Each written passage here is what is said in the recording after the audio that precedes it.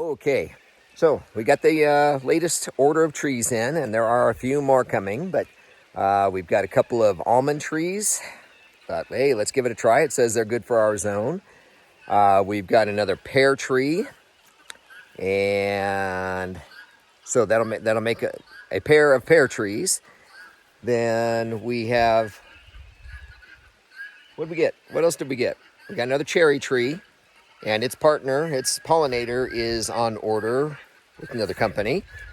But the reason we're making this particular video is about two of those trees that came in. They are very special to me and to my past. So let me take you down and tell you about it here.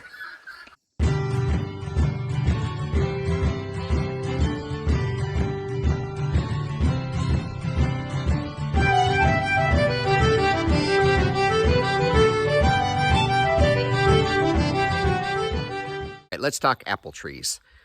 We have a couple of special order apple trees, and we'll talk about that in a minute. We weren't sure where we wanted to put it. We've got our food forest coming along behind us here. We talked about putting the apple trees up there next to the shop, but we want to do a little bit of grading work by there we go, black walnut trees. In fact, the little one probably will come out, and then we're going to grade along that edge and create a walkway, an area where we can mow if we need to, whatever that might be. So then we talked about here next to the barn. Shade wouldn't be an issue, but I know you can't tell, but that drops off really quick. And, you know, if we have it right up next to the road, the branches are going to come out on the road some, and we don't actually have a lot of space to go back past the shop. And we're going to need to be able to do that. And if we put it too far down, then we're facing way downhill to try to do any harvesting. So what are the other options? There's two, of course, because they need to pollinate each other. Take you over to this side. And so right here, you can see we've got our road. So we've got a food forest on both sides of the road here. Then down here towards the well house, we have a path that we walk from the well house down to the barn multiple times a day to take care of the birds and all that. Right on cue, rooster. Anyway, so we have decided that we will put the trees down here. This poor old apple tree is going to go. I know we've mentioned this many times, but the old pear trees, they're going to go. It just, they've lived their life. They're done. So we're going to create kind of a mini food forest here. Behind the well house, we'll put one tree, put the other one here at about 16, 17 feet from it. So then we're going to have a food forest lined path, mini food forest right here, food forest up here where the old trees are, then the road, and then the other food forest. So I love to grow, love to plant. Anyway, so let me put you down here where we're going to be digging the first hole, and I will be right back.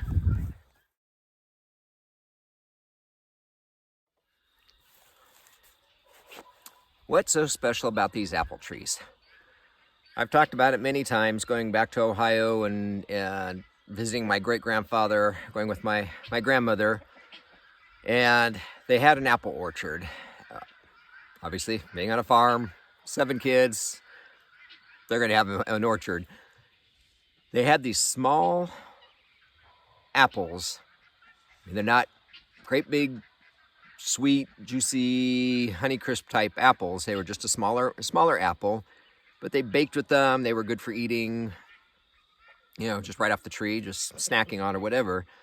And I talked to Grandma about it, and, you know, we emailed back and forth. So I've got a lot of this stuff documented just in emails from her, which I'm truly grateful for now that she's gone.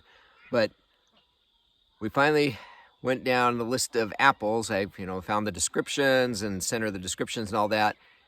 And we hit upon the pippin. And she's like, that's it. Benjam. She is the only one that gets to call me Benjam. Benjam, that's it.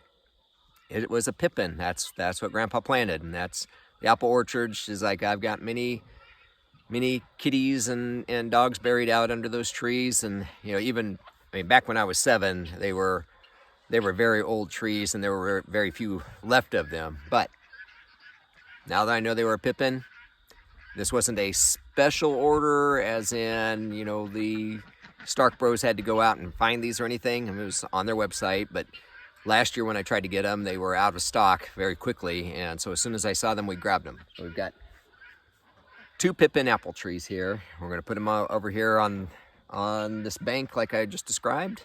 And I'm actually really excited about those. So let's get these in the ground.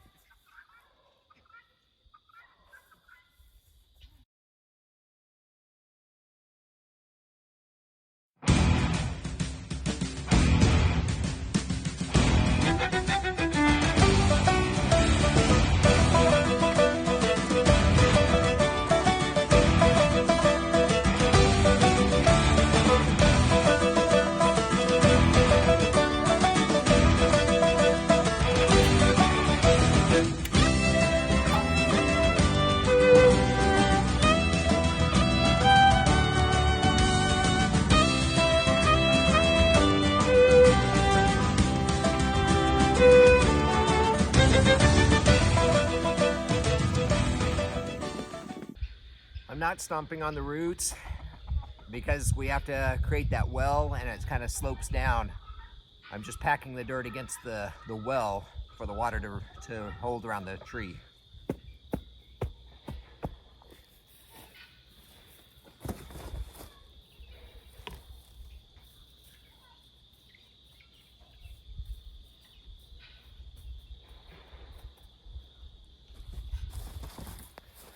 Okay, I know we've covered this before, but we're gonna put cardboard around it, around the tree to keep the grass down.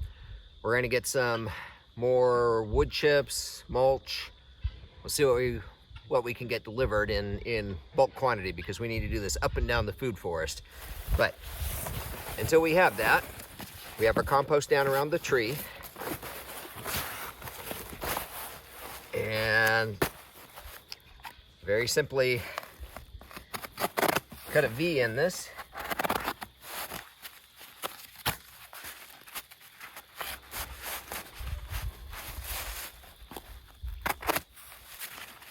I say simply and then my knife doesn't cut it.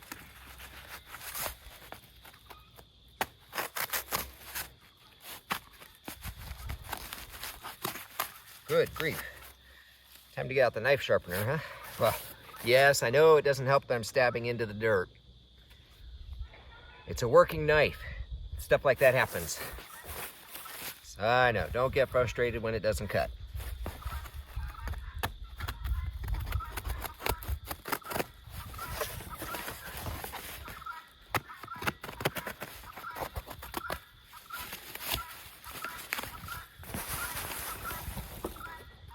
It just goes around the tree just like that.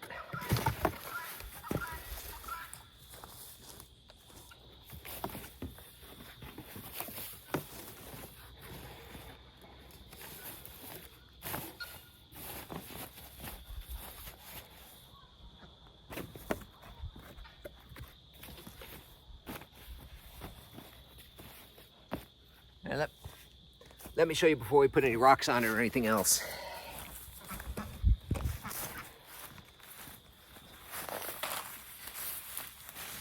Now I did do one thing wrong here, and because this is the downhill side, we want this cardboard to overlap the top of the bottom one.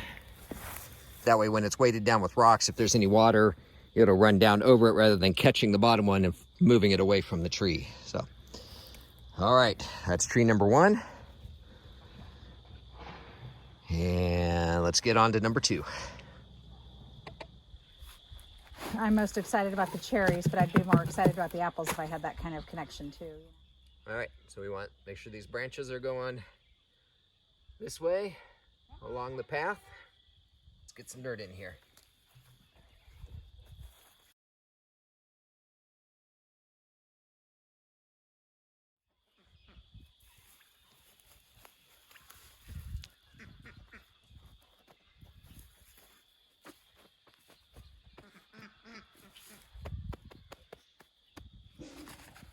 Some compost.